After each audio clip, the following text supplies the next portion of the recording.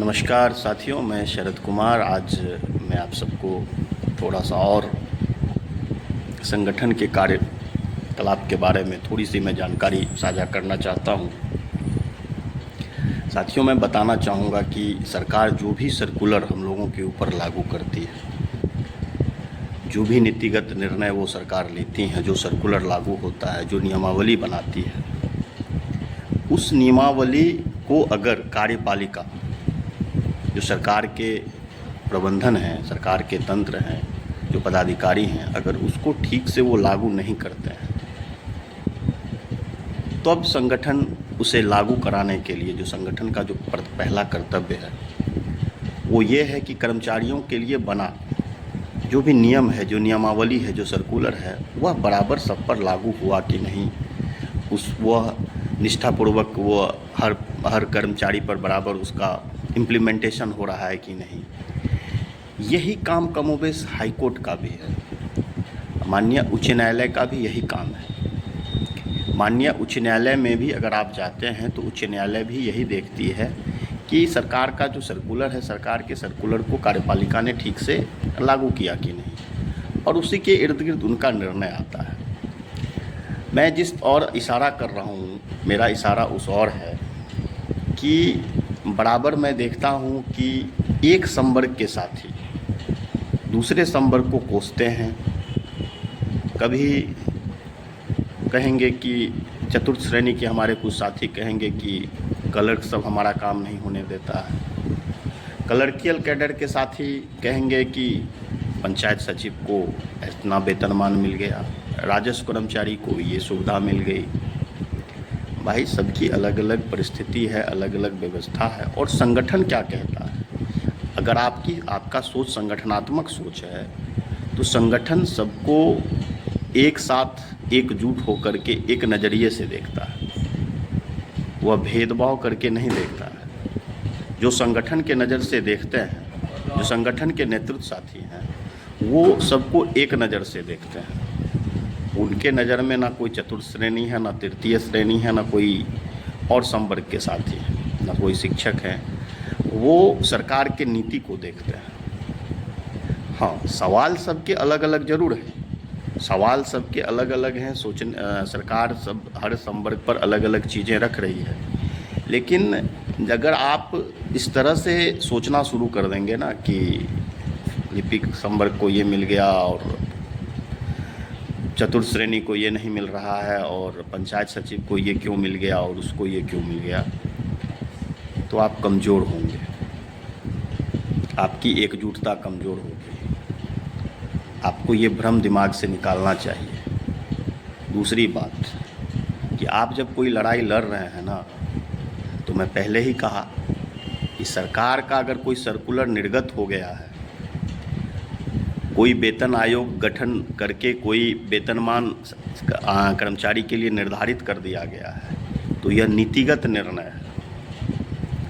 और नीतिगत निर्णय को समाप्त कराने के लिए, सरकार पर दबाव बनाने के लिए कोर्ट का भी सिंगल और डबल बेंच से निर्णय नहीं होता है। उसके लिए लार्जर बेंच गठन हाईकोर्ट करती है, और हाईकोर्ट में अगर बात नहीं बनती है तो लोग सुप्रीम कोर्ट जाते हैं सरकार के नीतिगत निर्णय को बदलने के लिए। उसी प्रकार अगर संगठन के स्तर से आप किसी चीज़ की लड़ाई लड़ रहे हैं, कोई नीतिगत निर्णय है, तो उसके लिए कोई एक विभाग का, एक संवर्ग का कर्मी हड़ताल इत्यादि करके वह उतना प्रभावी नहीं होगा।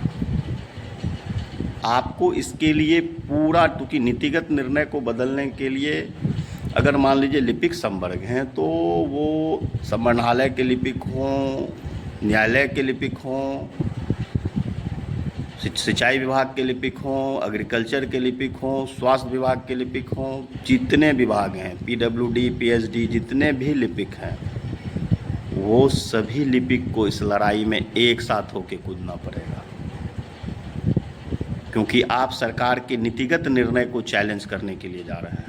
आप सरकार को ये नहीं कह रहे हैं कि सरकार ने ये पत्र निकाला, ये सर्कुलर निकाला, ये हम पे लागू क्यों नहीं है। अब इसमें से कुछ साथी तुरंत उनके जहन में एक सवाल आ जाएगा, ये तो कुछ और ही बोल रहे हैं। बिल्कुल, आपके दिमाग में जो सवाल आया उसका मैं तुरंत जवाब दे, तो आप तुरंत सवाल करेंगे राजस्व कर्मचारी का क्या हुआ, पंचायत सचिव का क्या हुआ। तो साथियों, राजस्व कर्मचारी और पंचायत सचिव के लिए मैं पहले भी कहा हूँ, ये दोनों पद जो है वह केंद्र सरकार के पास नहीं है और बिहार में केंद्रीय वेतनमान लागू है और केंद्र के लिपिक का जो वेतनमान है वही राज्य सरकार के लिपिक का वेतनमान होगा और केंद्र में राजस्व कर्मचारी और पंचायत सचिव का पद नहीं है। उसके लिए राज्य सरकार स्वतंत्र है उसके वेतनमान में बदलाव करने के लिए, उनको बहुत ज़्यादा उसमें नहीं करना है। चुनावी साल है, वह उन पे दबाव बनेगा, कर देगा। आपके सवाल पर मैं ये नहीं कहता हूँ, हमारा जो सवाल है वो आपका जो कहना वो बिल्कुल जायज़ है।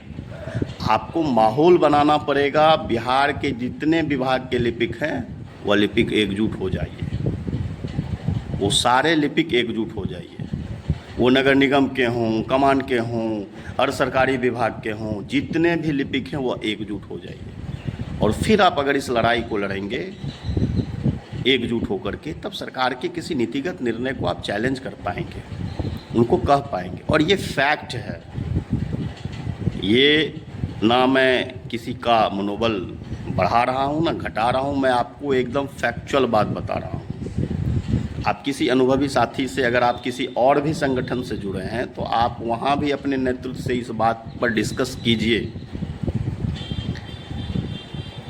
तो मैं जो बात आपसे कहना चाह रहा हूँ, बिल्कुल लिपिक संवर्ग को संघर्ष में आना चाहिए, देर हो रही है, मैं इस बात से बिल्कुल सहमत हूँ। जब सारे संवर्ग का वेतनमान का इत्यादि बढ़ रहा है तो, लेकिन हमारा मैं जो बात कह रहा हूँ कि चूँकि वेतन आयोग के अनुशंसा पर हमें वह ग्रेड पे वह वेतनमान दिया गया है, हमको उसमें परिवर्तन करने की आवश्यकता है। और ये मैं फिर कहता हूँ कि लिपिक का मतलब ये नहीं है कि आप समाहरणालय के लिपिक हैं, आप फलाने विभाग के लिपिक हैं। लिपिक मतलब लिपिक है, आप पर सब कुछ वही लागू होता है। ऐसा कहीं है क्या ग्रेड पे किसी विभाग में अलग है और यहाँ अलग है? प्रोन्नति का जो कालावधि है वो वहाँ अलग है, यहाँ अलग है, ऐसा होता है? ऐसा हुआ है क्या? तो मैं आपको यही बताने के लिए, यही आपको मोटिवेट करने के लिए कि आप जहाँ भी हैं, जिस भी विभाग में हैं, आप एक दूसरे को इस बात के लिए कन्विंस कीजिए और सच बात बताइए। ये नीतिगत निर्णय है, इसके लिए आपको लड़ना पड़ेगा। न्यायालय में भी क्या निर्णय होगा नहीं होगा, पॉजिटिव होगा नेगेटिव होगा, न्यायालय के भी निर्णय पे कुछ नहीं कहा जा सकता है। इसीलिए यहाँ पर एकमात्र आपके पास हथियार है, जो बेहतर हथियार है वह है एकजुटता और पॉजिटिव फ्रेम ऑफ माइंड। ये दिमाग में मत रखिए कि उस संवर्ग को ये हो जा रहा है, अरे उस संवर्ग को हो गया तो आप उस आधार पे आप लड़िए और लड़ने के लिए एकजुटता बनाइए, वह तरीका अपनाइए जिसमें आप एकजुट हों। धन्यवाद।